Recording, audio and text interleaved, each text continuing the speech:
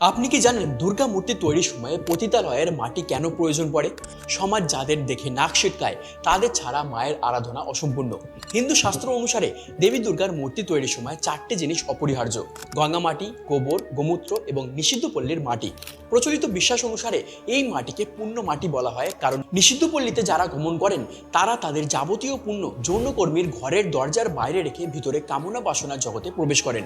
সমস্ত পাপ পতিতারা গ্রহণ করে সমাজকে শুদ্ধ রাখে। ফলে ওই মাটি মানুষের সব চারিত্রিক গুণে পুষ্ট হয়ে পুণ্য মাটিতে পরিণত হয়েছে। আগেকার দিনে পুরোহিত নিজে এই মাটি সংগ্রহ করতে যেতেন, এখন মূর্তি শিল্পীরাই নিষিদ্ধ পল্লী থেকে মাটি আনতে যান। আরও একটা প্রচলিত বিশ্বাস রয়েছে যে দুর্গা পুজোর সময় দেবীর যে 9 রূপের পুজো করা হয় তা নবকন্যা নামে পরিচিত। এই 9 রূপ হলো নটি, ধোপানি, ব্রহ্মাণী, শূদ্রাণী, গোয়ালিনী, কাপালিনী, নাপিতিনী, মালিনী ও পতিতা। খড়ের গায়ে মাটি লেপে তার উপর রং করে একটু একটু করে ফুটিয়ে তোলা হয় দেবী দুর্গার মৃন্ময়ী মূর্তি। মা বৈষম্য মানেন না।